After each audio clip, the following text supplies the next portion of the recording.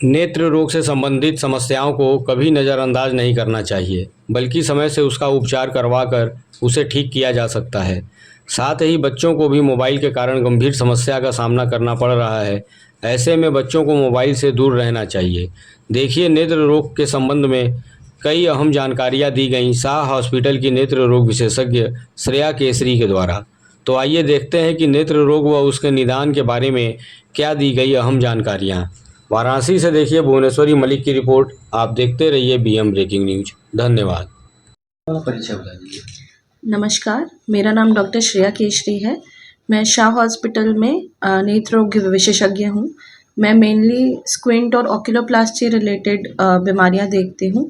तो बेसिकली आँख में पानी आना, तिरछापन होना, पलकों की दिक्कत, आँख में कोई किसी प्रकार का ट्यूमर, सिस्ट या फिर कोई आँसू के रास्ते में कोई ब्लॉक हो, तो वो सारी चीज़ों का ट्रीटमेंट मैं करती हूँ। मैं मूल रूप से बनारस की ही रहने वाली हूँ, तो बनारस की बेटी हूँ। मैं 12th के बाद एम्स है न्यू दिल्ली में।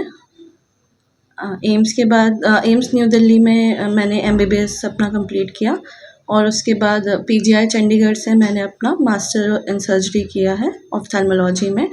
एंड उसके बाद मैंने अपनी ऑक्यूलोप्लास्टी और स्क्विंट की ट्रेनिंग ली थी श्रॉफ अस्पताल से दिल्ली में। तो ये पैशन कह सकते हैं। जब मेरी रैंक आई थी तो ये स्टोरी बहुत फेमस भी है मेरे घर में। तो यूजुअली नेत्र रोग को कई लोग बोलते हैं कि पीछे रैंक पे चूज़ किया जाता है। तो जब मैंने अपने पापा से बोला, वो डॉक्टर नहीं है, तो उनको मैंने बोला कि मुझे नेत्र रोग विशेषज्ञ बनना है। तो उनका भी एक क्वेश्चन था कि तुम्हें तो कोई भी ब्रांच मिल जाएगी, तो नेत्र रोग क्यों?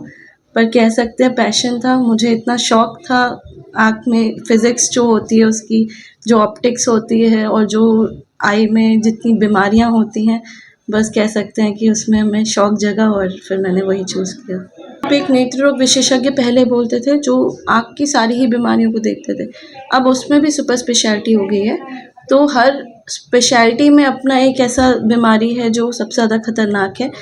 पर इन जनरल नेत्र रोग में सबसे बड़ी प्रॉब्लम है कि हमें दिखना बंद हो जाए। तो अभी भी जो सफ़ेद मोतिया है और जो काला मोतिया है, ये 2 ही सबसे बड़े मुख्य प्रॉब्लम करने वाली चीज़ें हैं ना आँख में। इसके अलावा आजकल डायबिटीज़ बहुत बढ़ रहा है, तो डायबिटीज़ की वजह से जो पर्दों में दिक्कत आ रही है, उससे भी नेत्रहीन होने का बहुत ज़्यादा रिस्क बढ़ जाता है। तो ये सारी चीज़ों का एक ही विकल्प है कि आप समय-समय पे स्क्रीनिंग कराते जाएँ, चाहे आप डायबिटिक हों, चाहे आपको और कोई शरीर में दिक्कत हो या कभी कम दिख रहा हो, specially after 40 years of age एक बार एनुअल स्क्रीनिंग ऑफ आई होनी चाहिए। तो आँख तिरछी होने का बहुत सारा प्रॉब्लम की वजह से हो सकती है। या तो आपकी आँख की मांसपेशी ही डेवलप नहीं हुई हो सकता है कुछ लोगों में सिज़ेरियन के समय कुछ ट्रॉमा हो गया हो, या फिर हो सकता है कि बच्चा डेवलपमेंटली कुछ प्रॉब्लम हो, आई में कैटरैक्ट हो पैदाइशी, जिसकी वजह से बच्चा देख नहीं पा रहा है, उसकी वजह से आँख तिरछी हो रही है। इन सब चीज़ों में ट्रीटमेंट जो होता है स्क्विंट का, वो जल्दी ही होना चाहिए। ये एक तरह का भ्रम है कि नहीं बच्चा बड़ा हो जाएगा तो अपने आप ठीक हो जाएगा स्क्विंट और हमें वेट करना चाहिए, क्योंकि जो आँख का डेवलपमेंट है वो 6-7 साल की उम्र तक ही सबसे ज़्यादा होता है। तो अगर उस समय में बच्चा अगर ठीक से उस आँख से नहीं देख पाएगा, तो ज़िंदगी भर फिर वो विज़न कम ही रह जाएगी, जिसको हम एम्ब्लायोपिया भी बोलते हैं। तो ये जागरूकता फैलाने की ज़रूरत है कि अगर बच्चे में तिरछापन है, तो जल्दी से जल्दी उनका एक बार प्रॉपर वो स्क्रीनिंग होना चाहिए और ट्रीटमेंट जल्द से जल्द होना चाहिए इसके लिए। तो एक बहुत बड़ा जो प्रॉब्लम इस वजह से हमारे पास आया है, उसको हम मायोपिया एपिडेमिक बोलते हैं। एपिडेमिक वो चीज़ होती है जो बहुत ज़्यादा नंबर में अचानक से पूरे दुनिया में देखी जाए। तो आजकल जो बच्चे इतना ज़्यादा फ़ोन देख रहे हैं, उसकी वजह से ये एपिडेमिक हो रहा है। चश्मे का नंबर बढ़ना या बच्चों की विज़न डिक्रीज़ होना, ये सारी चीज़ें उससे हो सकती हैं। दूसरी चीज़ें बच्चों का, क्योंकि वो इतना ध्यान से फ़ोन देख रहे होते हैं कि वो पलकें भी नहीं झपका रहे होते हैं, तो उसकी वजह से भी इतने छोटे-छोटे बच्चों में आजकल ड्राइनेस की प्रॉब्लम देखी जा रही है। मेबोमियन ग्लैंड होती है, ग्रंथि होती है हमारी पलक में, उसका डिसफंक्शन देखा जा रहा है, जो कि पहले 60-70 साल की उम्र में देखा जाता था। तो निगाह के साथ-साथ वो पलकों को, पानी के रास्ते को, सब चीज़ों को अफ़ेक्ट कर रहा है। और दूसरी चीज़, ये एडिक्शन एनीवे अच्छा नहीं है, क्योंकि बच्चों को रियलिटी जो है, जो हमारी एनवायरनमेंट है, उससे हमेशा कनेक्टेड होना चाहिए। और दूसरी चीज़ जो हम पार्क में खेलते हैं, जो उससे सनलाइट आती है, तो vitamin D is a very important factor in development of eye.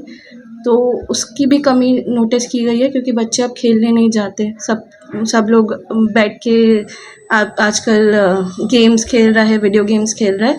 तो मैं बस यही कहना चाहूँगी कि बच्चों को ज़्यादा से ज़्यादा प्रोत्साहित करें कि वो जाएँ पार्क में खेलें, सन एक्सपोज़र लें, खाना पीना ये सब ठीक करें, बाहर का बहुत ज़्यादा ना खिलाएँ बच्चों को। अपनी तरफ से ऐसे जितनी सारी बीमारियों की हमने बात कर ली, एक बीमारी छूटी रह गई है। बहुत सारे बच्चे स्पेशली हम अपनी ईस्टर्न यूपी और बिहार की तरफ से देखते हैं, जिनके एक प्रकार का कैंसर आता है आँख में जिसको रेटिनोब्लास्टोमा बोलते हैं।